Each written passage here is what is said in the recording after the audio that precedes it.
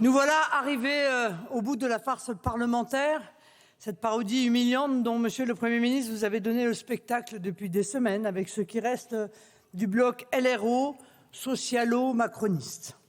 Pour qu'une plaisanterie, même de mauvais goût d'ailleurs, puisse être appréciée, il faut attendre la chute. La chute à laquelle on assiste, c'est certes la vôtre, elle est politique, mais c'est surtout celle de la France. Et cela ne fait rire personne, pas même sur vos bancs, si on en juge les mines déconfites et fuyantes des rares, voire rarissimes parlementaires qui se sont déplacés pour vous soutenir, qui sont, semble-t-il, moins nombreux aujourd'hui que le nombre de ministres au banc. Comme tous ceux qui s'accrochent à leur poste sans raison, vous nous direz que partir, c'est chuter. Je vous le dis, dans ces conditions, rester, c'est pire, c'est déchoir. Or, tout aurait dû vous conduire à démissionner. L'honneur tout d'abord, parce que quand on a, avec grandiloquence, expliqué, je cite, « renoncer à utiliser l'article 49.3 de la Constitution, c'est la garantie pour l'Assemblée nationale que le débat, notamment budgétaire, mais pas seulement, dans tous les domaines, vivra et ira jusqu'au bout, jusqu'au vote. » L'annonce de mardi dernier sonne comme la trahison du pacte solennel que vous aviez conclu, les yeux dans les yeux et quelques trémolos dans la voix avec la représentation parlementaire et le pays.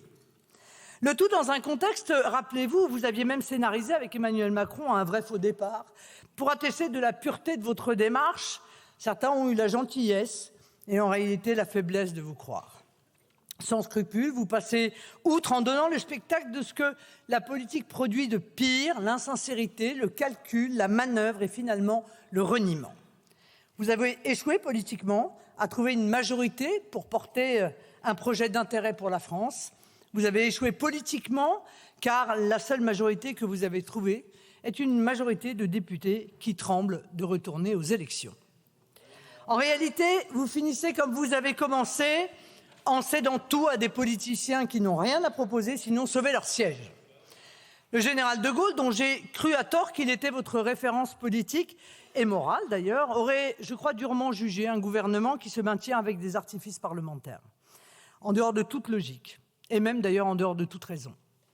Votre démarche est purement politicienne, je dirais même dramatiquement politicienne. Votre démarche, ce n'est pas sauver une majorité, il n'y en a pas. Ce n'est pas de sauver un projet, il n'y en a pas. Ce n'est pas de sauver le pays, il ne demande que votre départ. Dans cette sinistre affaire, il ne s'agit en réalité que de préserver l'illusion d'un pouvoir élyséen qui ne veut pas admettre sa dissipation et même son naufrage.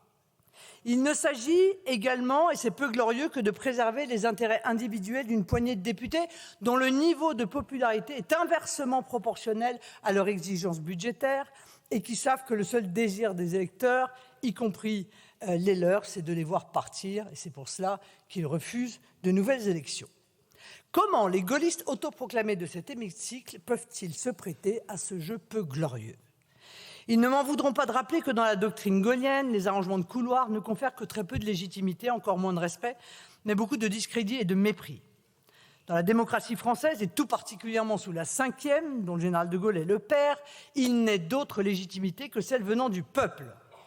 J'ajoute que si l'utilisation du 49.3 est en l'espèce formellement légal, il est vraisemblablement contraire à l'esprit du texte constitutionnel et de manière sûre à la pratique gaullienne. Or, nous le savons, en démocratie, il n'y a pas que la loi, il y a l'esprit de la loi.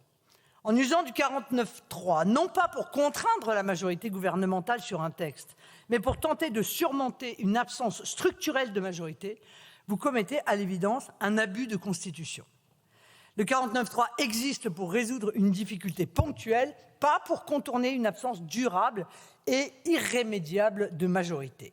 Oh, ce n'est pas la première fois. Dans le régime désinvolte et méprisant d'Emmanuel Macron, le passage en force n'est plus qu'une habitude, c'est une marque de fabrique. Ce que personne ne pourra contester, et je le dis avec tristesse, c'est que votre ministère, je crois que parler de pouvoir serait présomptueux, vous l'avez d'ailleurs vous-même admis, est dans les faits, en fait, illégitime. Il l'est triplement. Il est illégitime parce que vous vous étiez engagé à vous retirer en l'absence de majorité et vous vous maintenez avec des artifices. Il est illégitime parce que votre fonction ne repose plus sur l'adhésion, mais sur des combinaisons. Il est fondé sur un bricolage. Il est illégitime puisque, ayant vous-même acté que votre gouvernement n'avait pas de majorité, vous n'êtes plus appelé à gouverner, mais tout juste à expédier les affaires courantes. Votre ministère est fondé sur une promesse d'impuissance. Alors à quoi sert de rester, si ce n'est pas pour gouverner? Depuis votre nomination, vous n'avez pas rempli d'autres fonctions que celle de greffier parlementaire, compilant les exigences improbables, souvent toxiques et toujours ruineuses, de députés en sursis et de forces politiques en lambeaux. Les mois qui vont suivre vont être une descente aux enfers politiques, pour vous, pour ceux qui vous auront maintenu de cette façon, mais surtout, et c'est bien plus grave, pour le pays. Dans ce jeu malsain, vous n'avez même pas pris la mesure du désarroi des forces vives du pays, des forces économiques et sociales qui vous abjurent dans l'intérêt général de faire cesser le supplice. Le plus gros reproche que l'on puisse vous faire, c'est qu'à tous les problèmes de la France que vos amis ont créés et que vous laissez filer, vous ajoutez un problème institutionnel et même démocratique. Vous aggravez le discrédit de la parole publique et vous labourez, le pays n'en a pas besoin. Votre projet, je n'ose pas appeler ça un budget, est un Tchernobyl budgétaire, une chape de béton sous laquelle vous avez tenté de cacher des éléments hautement radioactifs. Ainsi, cette censure se justifie également par la dangerosité pour la France et les Français du texte sur lequel vous avez engagé votre responsabilité, qu'elle seule peut désormais bloquer. Monsieur le Premier ministre, qui soutient votre budget? Qui assumera ici ce budget en ne votant pas la censure? Manifestement personne, pas même les députés de votre camp. Mes chers collègues, je vous le dis solennellement, tous ceux qui ne voteront pas la censure porteront la responsabilité politique de ce texte. Oh, je ne vais pas faire la litanie des mesures néfastes qui sont contenues, mais permettez-moi de m'arrêter sur quelques-unes correspondant aux grands enjeux de notre nation. Pour répondre à celui du pouvoir d'achat, vous imposez une taxe sur les petits colis, une taxe sur les billets d'avion, une taxe sur les mutuelles ou encore une hausse du malus auto. Et en même temps, vous avez refusé notre proposition de baisser la TVA sur l'ensemble des énergies. Les ménages apprécieront. Pour répondre aux enjeux migratoires, vous faites le choix de ne rien faire.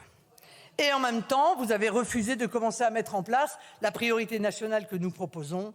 Les Français apprécieront. Pour répondre aux enjeux de compétitivité de nos entreprises, vous imposez la pérennisation d'une taxe temporaire, acceptez de renier vos engagements sur la CVAE et en même temps, vous avez refusé toutes nos propositions de baisse d'impôts de production. Les entrepreneurs, les chefs d'entreprise et leurs salariés apprécieront. Pour répondre aux enjeux de dépenses publiques et de dette, vous imposez d'aggraver le déficit public en ne faisant aucune économie structurelle et même en augmentant la dépense publique de 37 milliards. Et en même temps, vous avez refusé toutes nos propositions de baisse du train de vie de l'État et méprisé la trajectoire de notre contre-budget qui démontrait que l'emballement de la dette n'est pas une fatalité. Les générations futures apprécieront. Pour répondre aux enjeux de cohésion sociale, vous imposez la suppression du crédit d'impôt pour l'adaptation du logement et en même temps, vous avez refusé notre proposition de revalorisation du congé proche aidant. Les personnes en situation de handicap ou âgées et leurs familles apprécieront.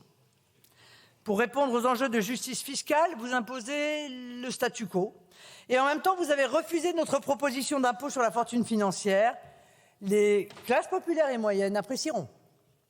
Pour répondre aux enjeux européens, vous imposez l'augmentation de la contribution de la France de plus de 5 milliards et en même temps, vous avez refusé notre proposition d'utiliser ce levier pour défendre nos intérêts. Les agriculteurs apprécieront. Bref, pour répondre aux enjeux de notre pays, vous avez fait le choix de vos places en sacrifiant la mise en œuvre de mesures pourtant largement majoritaires dans le pays. Les électeurs apprécieront et, je le prédis, le feront savoir. Ne croyez pas que personne ne vous regarde. Les Français vous voient et ils mettront la facture dans l'urne, non seulement de la saignée que vous leur infligez, mais également du procédé humiliant que vous utilisez.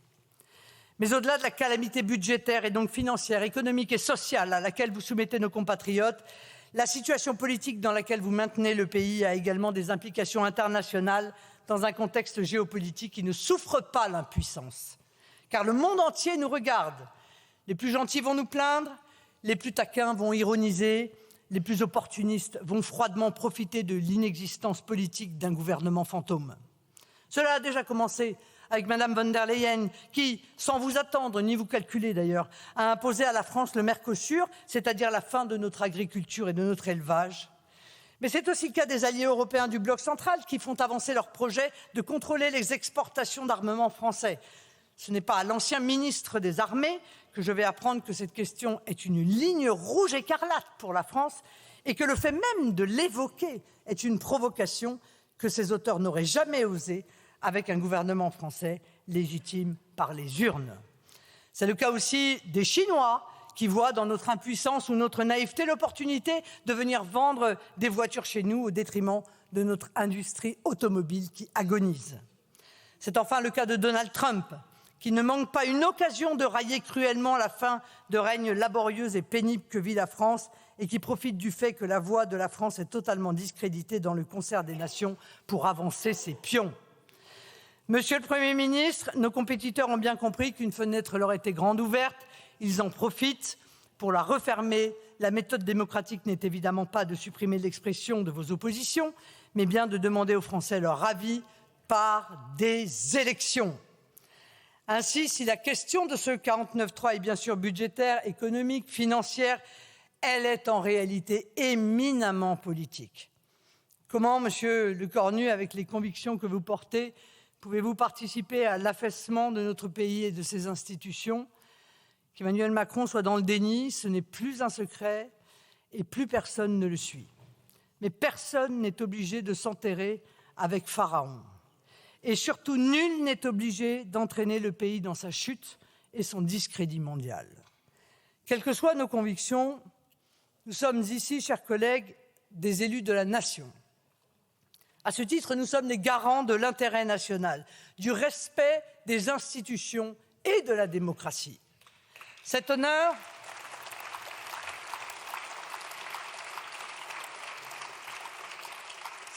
nous impose une responsabilité particulière, une responsabilité que je vous invite à ne pas fuir.